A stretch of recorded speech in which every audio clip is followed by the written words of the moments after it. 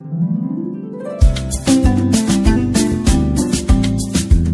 rubrique environnement.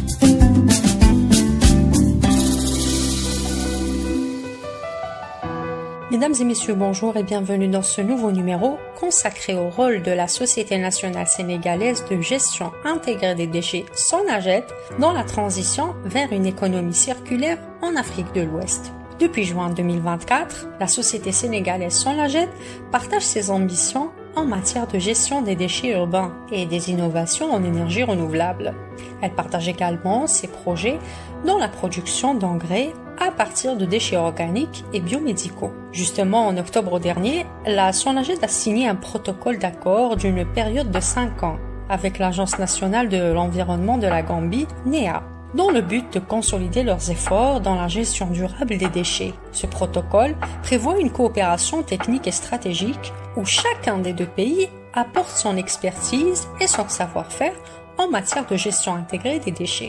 Selon les experts, ceci est un pas essentiel dans la préservation de l'environnement et l'amélioration des conditions de vie des populations.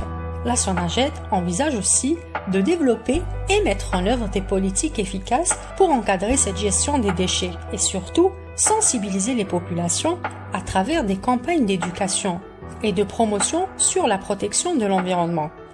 En réalité, les déchets biomédicaux constituent un véritable risque sanitaire et environnemental dans les pays en développement. Au Sénégal, près de 20 000 tonnes de déchets biomédicaux sont générés chaque année. Ils posent de sérieux problèmes sanitaires et environnementaux. Diverses enquêtes ont montré que les conditions actuelles d'élimination des déchets hospitaliers dans ce pays ne sont pas toujours satisfaisantes. Et ceci, ce qui peut être à l'origine de beaucoup de maladies. Déjà pour le personnel de santé, le service d'hygiène, les patients et aussi la population de manière générale. C'est pour cela que ce partenariat a été créé. La SONAGED assure son engagement à développer des projets et des programmes à l'échelle nationale et mobiliser surtout des ressources et formuler des demandes de financement auprès des partenaires techniques et financiers pour pouvoir assurer au pays une meilleure gestion des déchets biomédicaux.